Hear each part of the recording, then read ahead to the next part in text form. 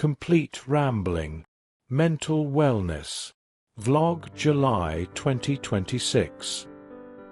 Today is July 18th, 2026, 2 days after my 42nd birthday. Introduction and synthesizing the narrative. Alright, video vlog for July 2026. I wanted to do a video update that I'm going to eventually synthesize into something coherent from the transcript of everything I say as I ramble on. I've got quite a bit of new thoughts and ideas. As you know from my previous dozens, if not hundreds, of hours of video blogs, and hundreds of thousands, if not millions, of words I've written, my mind is constantly consumed with philosophy, theology, sociology, history, science, and the millions of music notes I play, write, and think about. Processing the past anger and trauma. Looking back, I've been pretty angry in the past. Like, really, really angry. Outrageously pissed off at everybody, at the world, and at the utter failure of my parents to nurture, protect, and take care of me in any tangible, meaningful way.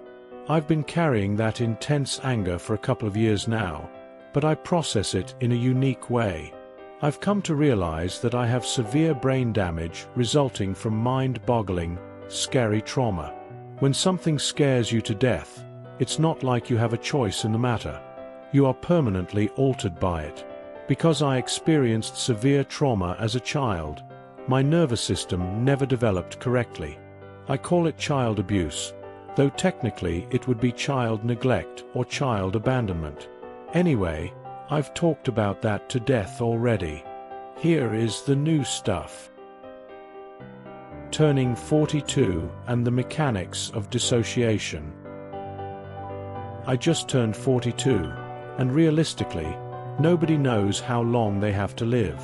I'm the weirdo who thinks about it all the time, which isn't a particularly useful, comforting, or helpful way to process pain, just constantly anticipating death. Sadly, that has been a major coping mechanism for me my entire life. Because of that survival adaptation, my brain regularly dissociates from reality to deal with the overwhelming pain and struggle of life. I did a whole video series on that a while back. In my brief moments of hyperconscientiousness, I occasionally realize what's happening.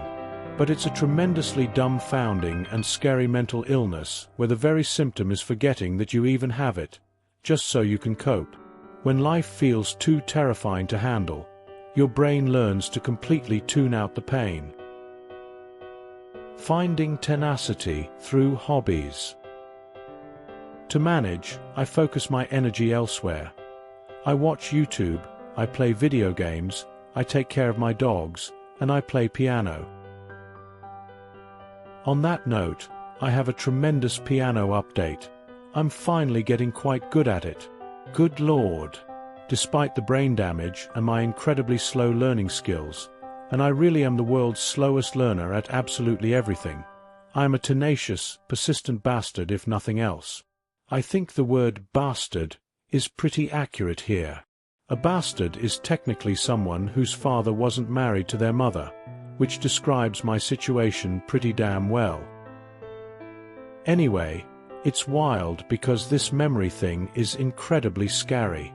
I want to talk about music, but before I do, let me dive a bit deeper into this concept of dissociating from reality to avoid pain.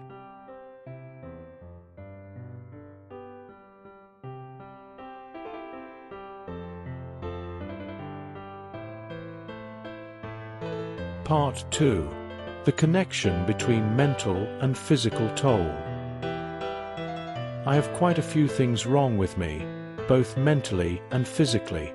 Honestly, the physical toll is really a direct result of the mental toll.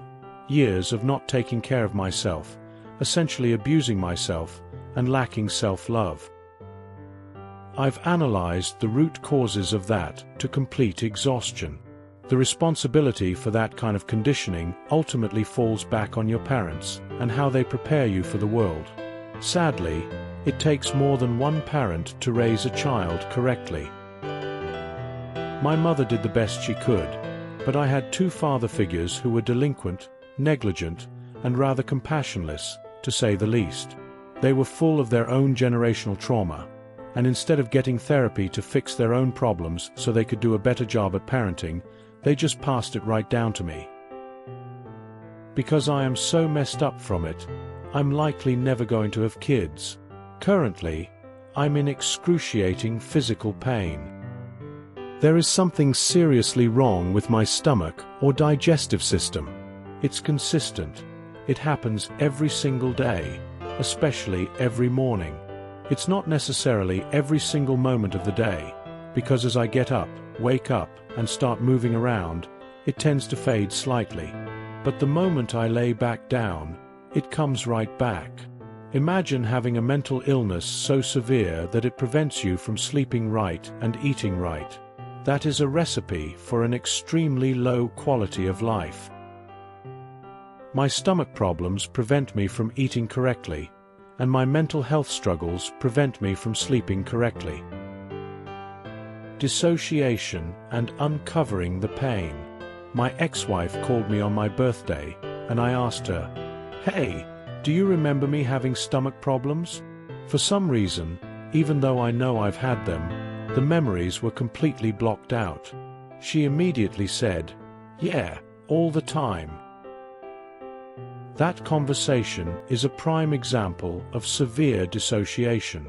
Instead of doing what people who love themselves and want to live do, which is going to a doctor to get help for a physical ailment, my self-preservation drive was completely replaced over the years by severe PTSD. I'm not suicidal anymore, but for about 20 years, I experienced intense suicidal ideation every single day and night. My brain desperately wanted to escape the pain. Rather than focusing on fixing a stomach problem, my default thought was just how can I just die? To be fair, these are the sorts of troubles that philosophers face. I've always been far more concerned with the meaning of life, who God is, what we are doing here, and the nature of love, rather than basic, normal, everyday existence.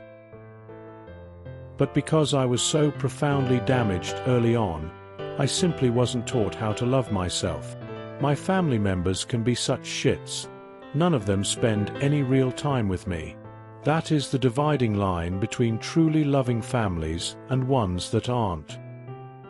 Waking up in a world where you don't feel loved can be the most terrifying thing imaginable, and it can freak you out so badly that you just look for distractions and temporary band-aids, like alcohol, drugs, or binging YouTube and TV just to escape. Philosophical deep dives. Agnostic Christianity and love. For me, escaping the pain meant diving into the greatest, most complex questions of humanity. Who is God? Is one of my favorite things to think about. For the record, I consider myself an agnostic Christian. I think this is the only intellectually honest stance. I don't have a problem with faithful believers, and I don't have a problem with atheists, but I think it is pure hubris and arrogance for either side to claim they know definitively one way or the other. Very few of them have spent nearly as much time and mental energy on these deep philosophical questions as I have, only to come up with no absolute answers. Philosophically, I've explored the alternative. What if there is no God? If that's the case, then nothing matters. We just live in a vicious, Darwinian universe where it's a constant fight to survive. Everybody dies. It's just a matter of how, when, and the quality of the time you have left. That's why I always keep coming back to the question of love. What is the point of living if there is no love? Thankfully, I do have things I love. I love these two little guys right here, Jeffy and Marty, my precious babies. I've actually started referring to my dogs as my advanced medical equipment. They are emotional support animals, and they keep me alive because they are the only things I truly, deeply care about. If I perished, they would be left behind.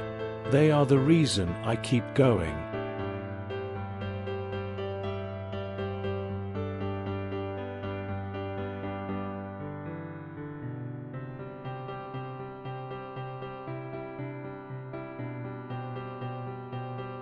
the Seroquel pseudo-miracle, and new projects.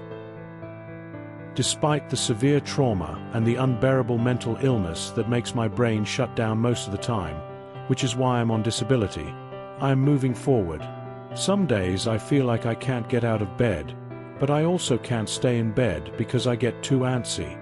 I have very limited, brief windows of real conscientiousness, and historically, that state has been heavily medication-induced. I've taken so much prescription medication over the years. Specifically, I took Seroquel, quetiapine, a second-generation atypical antipsychotic, for more than 15 years. I became completely addicted to the sweet relief of finally being able to fall asleep because I used to be terrified of bedtime. I spent the prime of my life, from age 25 to 40, living in a total medication haze. My ex-wife wanted me to stop taking it back then, but I felt I absolutely needed it to sleep. Recently, I finally stopped taking it, and a total miracle has happened. I now wake up at dawn, sometimes 4 o'clock or 5 o'clock in the morning, right at sunrise when the birds are going crazy outside. I absolutely love the birds, and I just put up some new bird feeders. Waking up early has given me the energy to focus on a wonderful bunch of property projects. On the far corner of my tiny village lot, I have several big, old trees. There is one specific tree that I cut down about 10 years ago, leaving a stump that is still probably 30 feet high. I'm turning it into a bird sanctuary. I call it the BSS of GNY at the TSG, the Bird Sanctuary Stump of Granville, New York at the Swinger Grotto. On the far side of my garage, I cleared out a bunch of old wood to build a little nature grotto. Technically, a grotto is a hidden cavern behind a waterfall, but I bought a small bird bath with a little fountain, so I'm counting that as the waterfall. I just think the Swinger Grotto is a hilarious name. I plan to put a couple of swings in it. To be clear, I'm not a swinger. I am nowhere near social enough for that, and honestly, the thought of other people grosses me out right now. I don't trust anybody, so I'll probably never have sex again, but the name makes me laugh. Confronting learned helplessness. Stopping that antipsychotic has been completely life-changing, but it has also forced me to confront reality. Now that the haze is gone, I wake up and realize just how badly my stomach hurts every single day. Because of my trauma, I developed what psychologists call learned helplessness. I am highly intelligent intellectually, even if I struggle with emotional or social intelligence, but I historically learned to just sit in the pain, stay broken, and avoid helping myself. Recognizing this is a massive breakthrough, because the only way to beat learned helplessness is to become fully aware of it. When it comes to PTSD, I always advocate for radical empathy. Even if you don't fully understand someone's pain, if you love them, you care that they are hurting. Telling someone with PTSD to just toughen up or get over it is entirely the wrong approach because the trauma isn't their fault. However, learned helplessness is one specific psychological issue that can be targeted with cognitive behavioral therapy, CBT, by essentially telling yourself, knock it off.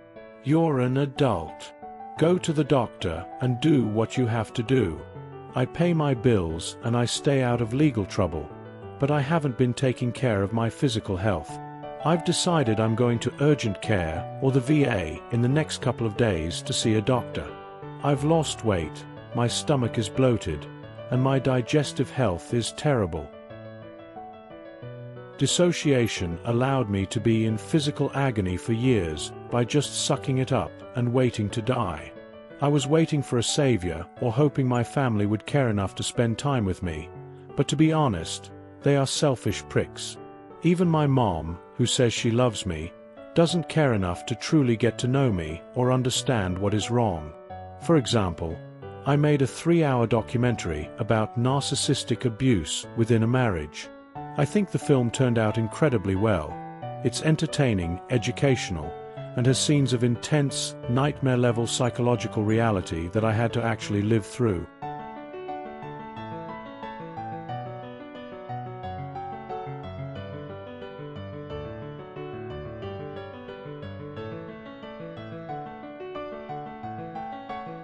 Choosing life and positive momentum. I am done talking about them because I've analyzed them to death. The truth is, either you just had your very last birthday and you will die within the year, or you won't, and you'll live another 10 or 20 years. Personally, I hope to hang on long enough for medical technology to advance. Human lifespans are about to expand dramatically. I think within 50 years, we will even be able to upload our consciousness to computers and live digitally. Of course, the trade-off of digital life might be living without pain, but also without love or feeling. Being alive means dealing with pain, but love is supposed to counteract it.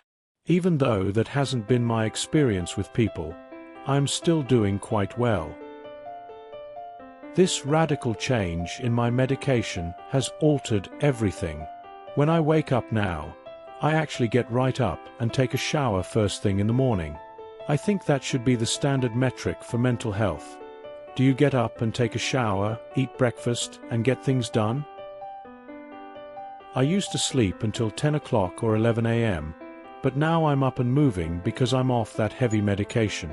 It served its purpose by letting me sleep when life was completely unbearable, but I am past that now. I'm also actively improving my diet. I stopped drinking beer, stopped drinking soda, and stopped eating candy. I am eating vegetables every single day, snacking on carrots and celery. It's wild. Of course, right as I start turning things around in July 2026, there's a major bacterial parasite outbreak causing explosive diarrhea nationwide. And where is it found? On vegetables and lettuce. Just as I start liking lettuce, I'm afraid to eat it. I already have digestive issues. Explosive diarrhea might actually finish me off, and dying from that would completely suck.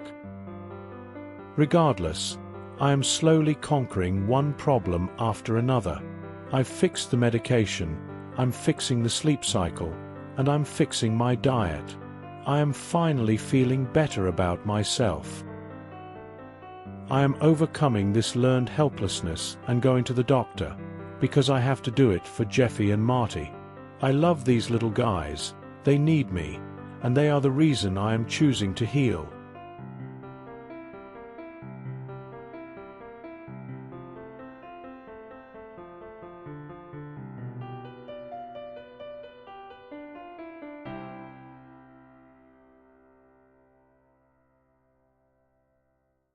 Part 3.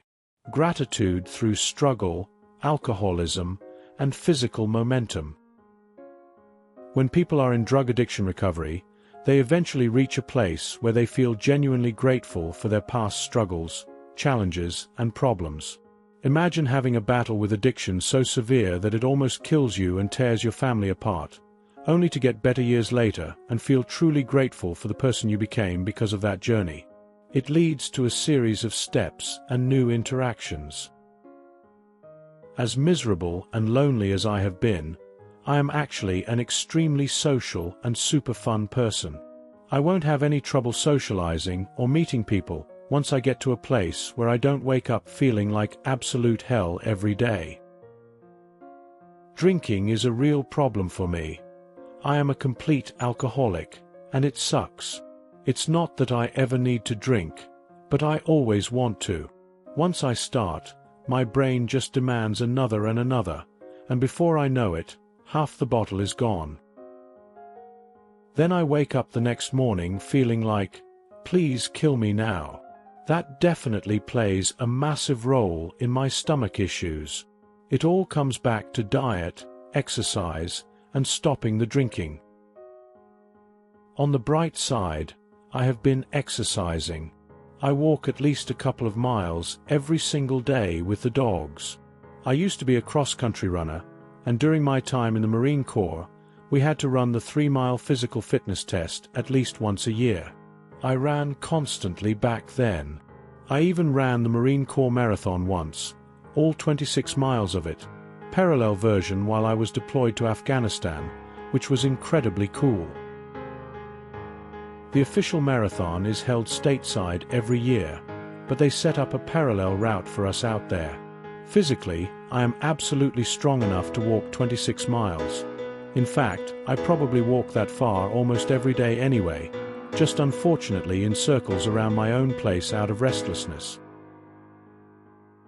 Post-divorce chaos, family anchors, and a new home. For the last 15 years after college, my life was an absolute chaotic show of misery and hell. Joining the Marine Corps was the absolute best thing I ever did, but afterward, I ended up disabled and wound up in an abusive marriage. Healthy, happy people don't typically attract crazy, broken people, so of course, I attracted someone who was just as broken as I was. Remarkably, my ex-wife and I are actually decent friends now. If I ever truly need to talk, I can call her, and she will answer and talk to me about anything. More importantly, I deeply love my step-kiddos. Evolutionarily and Darwinian speaking, the sole purpose of life is procreation to pass on your genes. When I look around in 2026, I recognize how incredible it is that all of my ancestors managed to survive long enough to pass down their bloodlines. Historically, I viewed not having biological children of my own as the biggest failure of my life.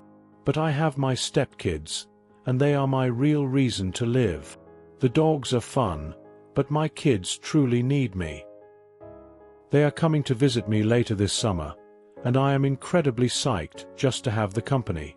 I wouldn't be nearly this messed up if I hadn't been left entirely to my own devices. Even though my marriage was abusive, it at least provided a solid structure, a daily purpose, and kept me physically healthier. It is incredibly common for people to hit a downward spiral or a midlife crisis after a divorce. It's standard, and most people eventually get over it instead of wallowing in perpetual suffering until they perish. I know I am better than that. I've made a massive list of self-improvements, but the biggest one is that I am finally in a home again. I bought a house in January, and since it's now July, I've officially been here for 6 months. Before this, I was living in a shitty second-floor apartment. It was okay, but being on the second floor was rough with the dogs, especially with Marty peeing inside.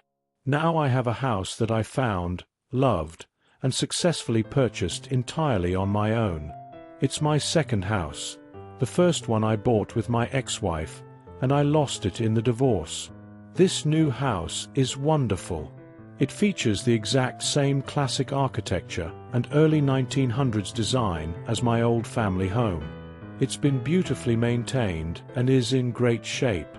At around 1,200 square feet, it's everything I need. It has 3 bedrooms, one is quite small, and the first floor consists of a kitchen, a living room, my main headquarters/office studio for the piano, and 2 enclosed porches that essentially act as 2 extra rooms.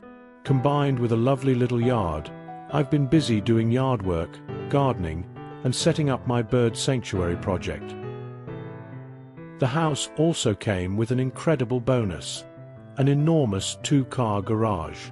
Having a dedicated workspace has been a dream come true.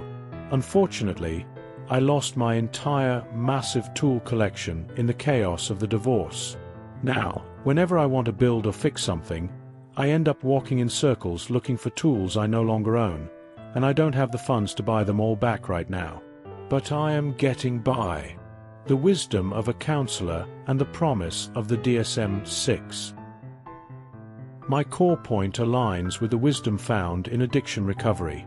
Life eventually stops being entirely about you. It shifts to, wait a minute, I have suffered immensely, I survived, and now I am wiser because of this trial by fire. I have lived in absolute hell for years, but I can use that lived experience to help others heal. I am a trained mental health counselor. I possess radical empathy, I am highly intuitive, and I am exceptionally good at relational counseling. Even though my brain copes with my own physical pain by dissociating and forgetting it daily, it functions normally and sharply in every other capacity, especially when it comes to social connections and intellectual work. While I am 99% sure from a philosophical standpoint that God does not exist, because no God logically points to nihilism and meaninglessness, I intentionally choose to lean into that remaining 1% of hope. I hope there is a God, and should God have mercy on me to let me keep living and fixing my own problems, I have an extremely promising career ahead of me in healthcare. I am incredibly passionate about the field. For example, the DSM-V, Diagnostic and Statistical Manual of Mental Disorders, 5th edition, came out around 2013 and has been the standard for ages. I have read that manual through and through. I am intimately familiar with the diagnoses, the criteria, and the differential diagnoses where conditions overlap or complicate one another. I love the research aspect of it. On my Sunset Mental Health channel, alongside my 3-hour documentary on surviving narcissistic marriage abuse, I've done a lot of work educating people on diagnosing mental illness. The DSM-6 is projected to come out in the next couple of years, and I absolutely cannot wait to see what the scientific community refines. There are going to be entirely new clusters, especially regarding internet-related disorders, screen addiction, and digital self-image issues. We are still working with foundational definitions established in the 70s and 80s, but it is 2026. Life has changed dramatically. Staying fully immersed in the most current, cutting-edge clinical literature is going to make me incredibly marketable as a practitioner. Ultimately, I still aspire to earn my doctorate in psychiatric medicine. I want to take the hellfire, torment, and pain that nearly killed me and forge it into a tool to serve others. Right now, I need to focus on service to self so that I am healthy enough to transition into service to others. I have never been content with being ordinary. It actually pisses me off that my 2 father figures lacked any grand ambition and were content just being ordinary dudes. When I was younger, I wanted to go into politics, not for power or status, but because I saw it as the ultimate vehicle to help the greatest number of people. Politics is notoriously full of the worst psychopaths, sociopaths, and narcissists the world can dredge up, which is exactly why we need warriors armed with radical empathy and high conscientious intelligence to combat them. That path could still happen for me once I get healthier. As a utilitarian, my life goal has always been the greatest good for the greatest number, even if I have miserably failed at taking care of myself in the process. Musical masterpieces, Greensleeves and the Holocaust Lullaby. To wrap this up on a high note, I want to talk about the music I've been working on. I am getting incredibly good at the piano. I have composed 2 distinct masterpieces. The first is called Greensleeves of Bitter Descent, which is a reimagining of the traditional 16th century English folk song. It is a love song where I bridge the gap between historic courtly prose and sharp, modern lyrics based entirely on a true story. The narrative evolves from simple, unrequited longing into absolute existential despair, moving from initial devotion to a hauntingly bitter conclusion. By plunging that traditional melody into raw, complex, modern intensity, it creates a soundscape that feels simultaneously ancient and arrestingly modern, honoring a 400-year legacy while diving firmly into visceral reality. Legend has it that the original Greensleeves was written about a young woman who got grass stains on the sleeves of her white dress from rolling around in the grass with a suitor. While the original was a somewhat light-hearted tune about unrequited love, I upped the ante significantly. My version is about the devastating loss of a marriage, rather than just a mistress. I stripped away the sad puppy dog energy of the original and turned it into something much darker. It isn't just about the toxic bitterness of watching a marriage die.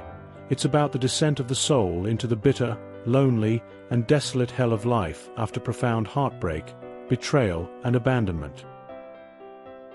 Writing it a couple of months ago and singing it regularly has been incredibly therapeutic.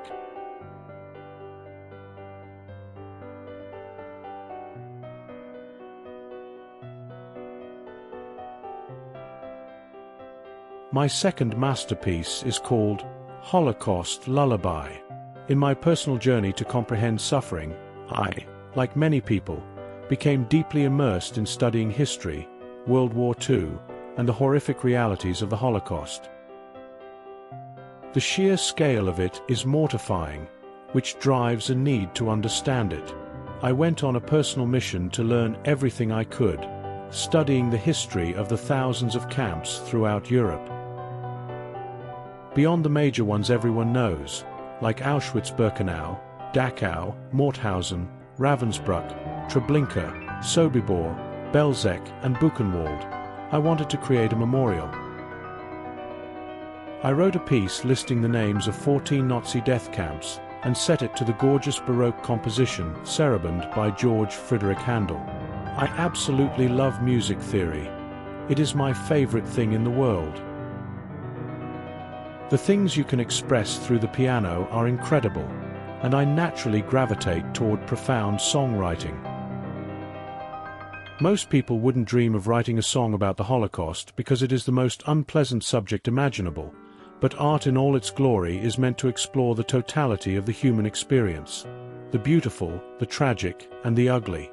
It serves as a memorial to remember the pain. Watching these historical documentaries daily makes me wonder, how did people survive that scale of horror and still find the will to live? I have survived severe personal trauma and abuse, but it pales in comparison to what they endured. Seeing that they survived warms my heart and gives me strength. In the camps, when prisoners reached their absolute breaking point, many would intentionally end their lives by jumping onto the electrified perimeter fences, a tragic action referred to in German as in den Zorn gehen, going into the fence. The core takeaway for me is profound. If human beings could find a way to survive through an atrocity like that, then I can easily survive my own battles. Looking ahead, GTA 6 and the will to live. I am living in 2026, surrounded by the best technology humanity has ever created. I have an amazing digital upright piano and a great TV. Honestly, the one thing I am more excited about than absolutely anything else in the world right now, even more than the release of the DSM-6, is the upcoming release of Grand Theft Auto 6. Let me tell you, I have played every single entry in the franchise. GTA 1, GTA 2, the spin-offs GTA 3, Vice City, San Andreas, GTA 4, and GTA 5. I first played GTA 5 back in 2013 on the Xbox 360 before upgrading consoles, which means I've been playing that single game for 13 years. Rockstar makes phenomenal, brilliantly satirical games.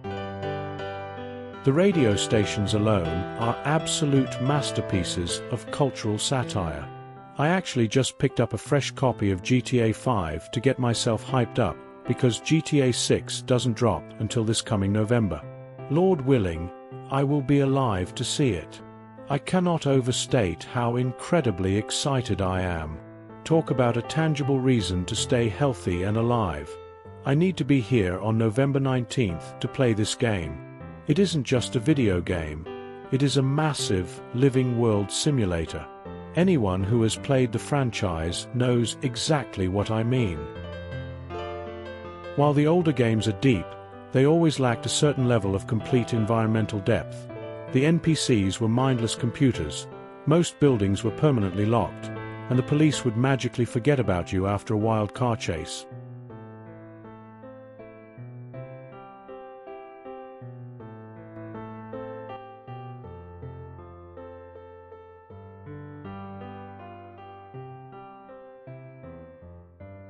Part 4. The immense depth of Grand Theft Auto 6 and gaming repertoire. Grand Theft Auto 6 is going to be absolutely incredible. Oh my God, it's a true world simulator. Apparently, you can enter almost every single building. The new map is set in Leonida, essentially Florida, so it's going to feature Vice City, Miami, and the Everglades, without as many mountains. You can steal cars, explore deeply, and the NPCs will actually remember you, meaning you will face genuine consequences for your crimes this time around. It is hard to fully articulate the sheer depth of how cool this game is going to be. It is easily the most hyped entertainment product in human history. Rockstar spent over $2 billion developing it, and they are tracking to make around $8 billion from it. No movie in history has ever cost $2 billion to make, let alone grossed $8 billion. Of course, they've been working on it for 13 long years. I could go on and on about video games. I spent well over 800 hours immersed in Red Dead Redemption 2, which is phenomenal, not to mention the original Red Dead Redemption and its zombie expansion. I've easily poured 1,000 hours into The Witcher 3 and its expansions, another 1,000 hours into Fallout 4, and probably 500 hours into Metal Gear Solid 5. Lately, I've been playing Ghost of Tsushima, which is a pretty goddamn good game if you ask me. I love all of the Resident Evil franchise, the Assassin's Creed games, and the Far Cry series. I'm not quite as into traditional first-person shooters like Call of Duty, though I do enjoy a good shooter when the target is right. In fact, my absolute favorite thing to kill in video games is Nazis, and the only thing better than blowing the head off a Nazi is blowing the head off a Nazi zombie. Holy hell! That immersive, fantastical world is where my mind lives a large portion of the time. Expanding the musical repertoire, pop, rock, and custom ballads. Switching back to music, I've been heavily practicing several new songs today. On the piano, I've been learning 4 different Coldplay tracks: Clocks, Viva la Vida, The Scientist, and Yellow. They are all amazing, impactful pieces. When I sing the lyrics and really internalize the prose, I am completely blown away. It triggers an instinctual drive within me to be a songwriter. I've also been playing a number of classic Beatles tracks, including Hey Jude and Let It Be, alongside John Lennon's Imagine. The Beatles' Yesterday is next on my list to master. A few other staples in my rotation are Leonard Cohen's Hallelujah and Louis Armstrong's What a Wonderful World. Back in November of last year, I actually wrote an original piece called The Ballad of the Wondrous World. It spans 27 verses, but it moves quickly, clocking in at just under 10 minutes. The central theme of the song is the pure, unfiltered joy of babies. It reflects on the collective happiness people feel when new life is around, exploring the wild realization that these tiny people are going to grow up, outlive me, and eventually possess a depth of knowledge far beyond anything I have ever known. Beyond those, I've been learning Journey's Don't Stop Believin' and the Pirates of the Caribbean theme. He's a pirate. That instrumental is an absolute riot to play. Even though it is incredibly brisk and fast, it isn't terribly difficult once you get the rhythm down. It has taken me years of grinding to grasp the core fundamentals of the piano, but it is slowly but surely coming together. Classical mastery, basso ostinato, and the circle of fifths. I've also pushed myself into highly complex classical territory. I've started learning the mind-numbingly fast third movement of Beethoven's Piano Sonata No. 14 in C-sharp minor, famously known as the Moonlight Sonata. I've already been playing the slow, hauntingly famous first movement, but the third movement is a completely different beast. Right now, my absolute favorite piece of music in the world is Handel's Passacaglia. I am completely in love with it. It hails from the Baroque era, a musical period I find myself heavily gravitating toward. I actually printed out the sheet music in large formats and hung the distinct phases all over my wall to break it down visually. My favorite characteristic of Baroque music is its reliance on a music theory technique known as basso ostinato, an obstinate or ground bass. This means the piece utilizes a specific pattern of chords that continuously repeats in the bass line throughout the entire song. Johann Pachelbel's Canon in D major is another brilliant Baroque masterpiece that utilizes a basso ostinato.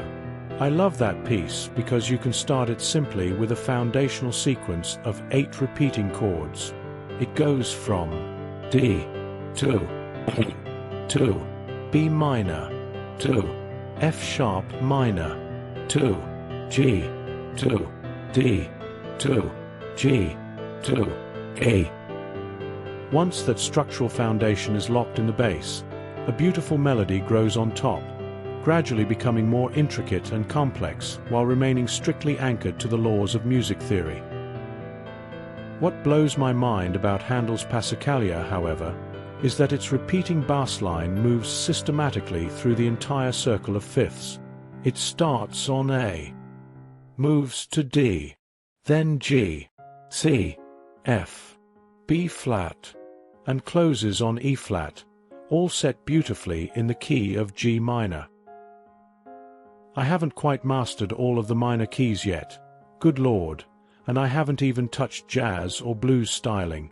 I want to master these foundational pop, classical, and Baroque structures first.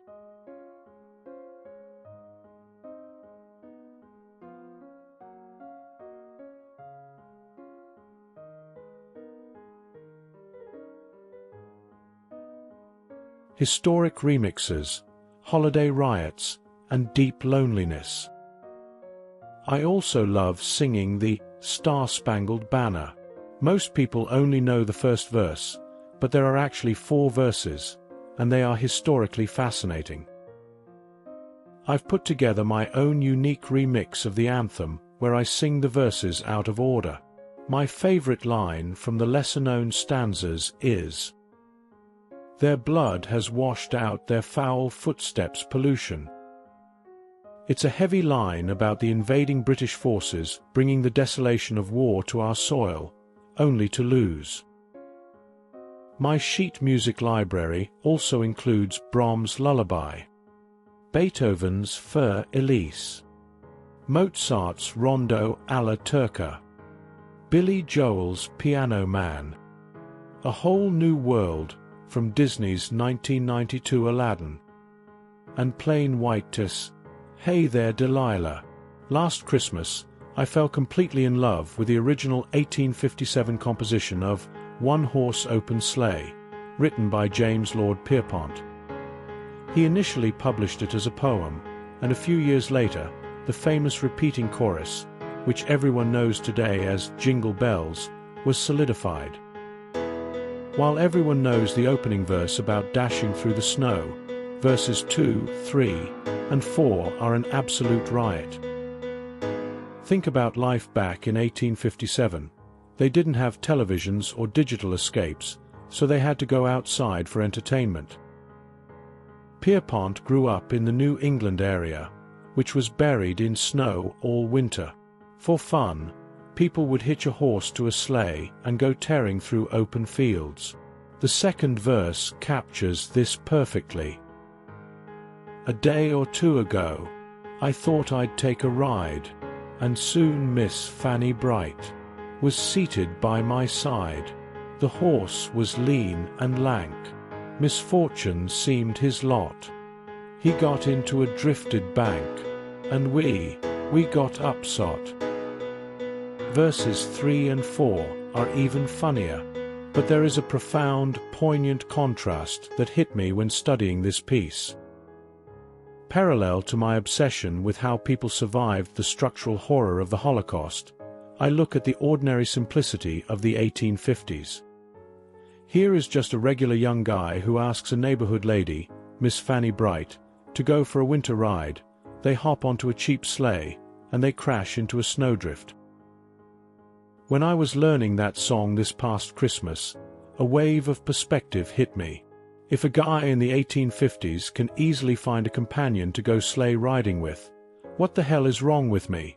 Why am I sitting here completely alone and miserable? That sentiment made me deeply sad, and I wept and cried heavily while singing it.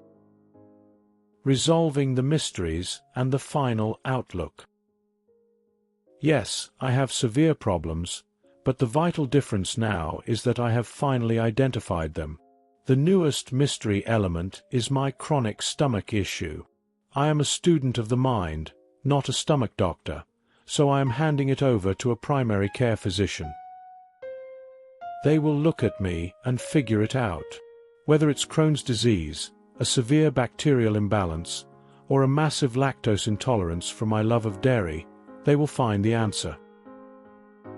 Once they do, I will start to physically heal, and I won't have to wake up wanting to die every single morning. There is definitive hope. My sheet music collection has grown to tens of thousands of pages, and I absolutely love it. I have a massive virtuoso piano arrangement of Tchaikovsky's Nutcracker Suite, arranged by a Russian piano virtuoso in the 1970s, which spans well over 100 pages of riveting, complex music, including the March of the Tin Soldier and the various traditional dances. I play Bach's Prelude in C major from the Well-Tempered Clavier, which I can now play like cake. I have Mozart's Ein klein Nacht music, Handel's Sarabande with variations, Vince Guaraldi's Linus and Lucy, Train's Drops of Jupiter, and Pink's Just Give Me a Reason. My guitar repertoire is just as expansive, featuring Collective Soul's The World I Know, Green Day's Basket Case, Tom Petty's Breakdown, The Cure's Friday I'm in Love, Zach Williams' Revival, Stone Temple Pilots' Plush, Third Eye Blind's How's It Going to Be, and Prince's Nothing Compares to You as sung by Sinead O'Connor. I also play the Smashing Pumpkins, Eric Clapton's Tears in Heaven, Amazing Grace, and transpositions of Canon in D and the Star-Spangled Banner for guitar. I even write extensive parodies. I wrote Coonfire, which is a complete historical update of Billy Joel's We Didn't Start the Fire, written to encapsulate the chaos of 2023, and I think it holds up incredibly well. I play Radiohead's Creep, Pearl Jam's Last Kiss, Soul Asylum's Runaway Train, and I've written over 30 custom verses for Leonard Cohen's Hallelujah, including a legal marijuana parody called Hallelujah Marijuana and a political parody called The Orange Nightmare. I even sing Sir Mix-a-Lot's Baby Got Back, perfectly adapted to the melodic cadence of Hallelujah. It is pure fun. Ultimately, I am surrounding myself with the things that bring life. Music, my dogs, my upcoming visit with my stepkids, and an absolute determination to get physically healthy. Thank you for listening. God bless you. Even though I personally struggle to believe in the conventional concept of love due to my past, I sincerely hope that you are healthy, happy, and that you feel deeply loved in your own life. And even though I am a philosopher who remains up to 99% agnostic about the existence of God, I still choose to lean into that 1% of hope. So, from the bottom of my heart, God bless you. I love you. Peace.